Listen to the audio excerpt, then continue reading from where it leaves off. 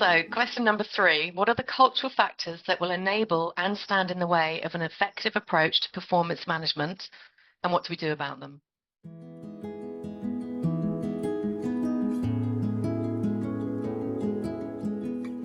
Shall we just think? I think there's a hidden question in all of that I'm sure that you touch on and that I certainly do, is it's a real struggle to know what a high performing organization is. Yes, there are some organizations where high performance is the revenue target, right? And if we make revenue target, we're doing fine, or high performance is the profit target, or sometimes even high performance is the balance sheet target. It's a very simple number. And of course, that completely misunderstands, because those targets are lagging indicators effectively of all the other things that have happened. So in order to hit your revenue target, or in order to hit your profit target, a whole series of other things have happened.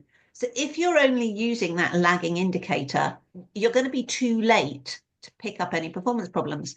And of course, for other organizations, especially those in the public sector, but not only the public sector, it's much more complicated. I do a lot of work in the higher education sector at the moment, and universities are really struggling with this idea of what is a high performing university. Now, clearly, financial stability is currently a really, really important part of being a high performing university, but it's not the only factor that's relevant. So I think understanding what high performance is a really deep and rich kind of place to dig into what are we trying to do here? How are we trying to lead our organization?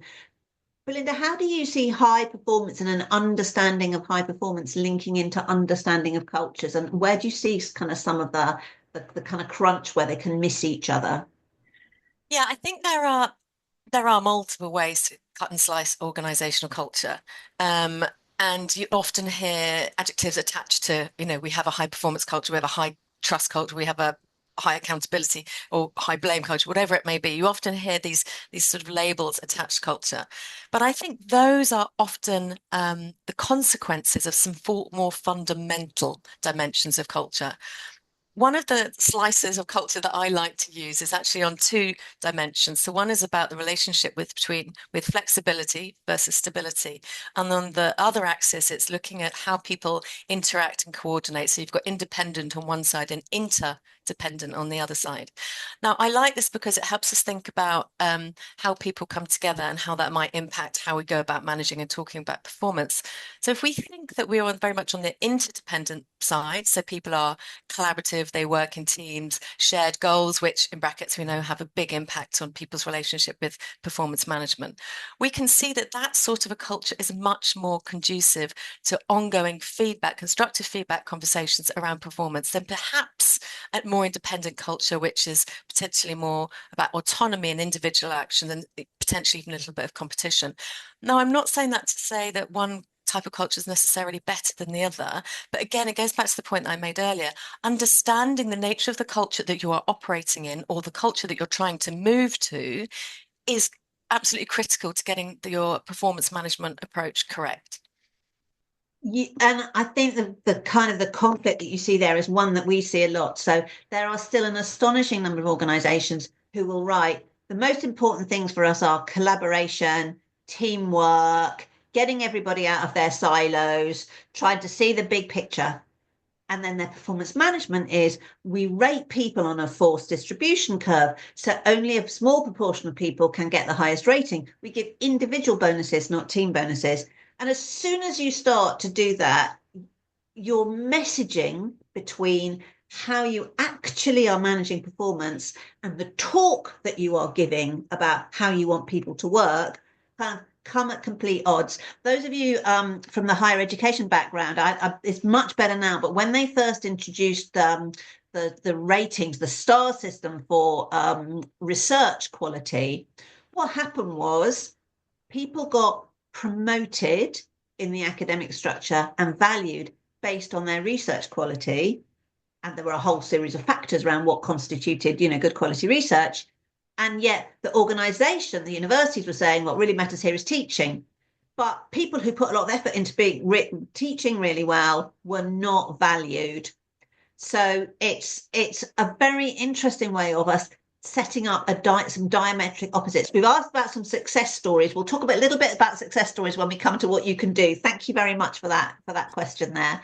Um, I think what we want to see is people having connection. That's not to say that individual effort doesn't matter, but if your problem in your organization is that people are stuck in silos. There isn't really a sense of team ownership of results. There isn't a strong collaborative culture, and that's what you need. Then you have to organize how you manage and lead performance together. So if you as chief exec, I don't think we've got any chief execs on here today, but if your chief exec is managing their 6 or 8 direct reports in this very competitive, individualistic environment, you're not going to get a collaborative culture. But it can be quite hard, can't it, Linda, to get leaders to see that a lot of things that they were brought up learning about performance now aren't really the case. Mm, absolutely. I mean, culture is embedded over the lifetime of the organization. And if you're a bank that's 300 years old, or that there's a lot to unpick, that sort of below the waterline kind of level of hidden assumptions and beliefs that dictate how people behave. So I think the real key is about real mindfulness, again, just to be really, really clear about what it is you're trying to achieve, how you articulate it, and make sure that your leaders are behaving in a way and performance managing their team and exploring their performance in that same open, collaborative way. And I think, when we talk about organisational performance, and it's the last point, for those of you who joined late, we're going to talk till about 10 o'clock, maybe 10:05, and then we're going to take some questions, and a couple of questions have been coming up in the chat. Do put questions in the chat if you want to ask us things. I was just going to reference a paper that was published by McKinsey earlier on this summer, and it almost was embarrassed. You can feel their embarrassment in this paper going, we're really looking at organisational performance. We're really looking at it. And oh my golly gosh, how we manage performance, our processes, and all the things, and they're bringing culture strongly into that. It isn't anything new. There is no other magic button that you can go and press. It really is about how we do this stuff. So I think, we'd all like to feel there was some other magic button we could press on to get performance, but actually it's about the culture in which we work and the way in which we then bring that culture to life through how we manage it. Should we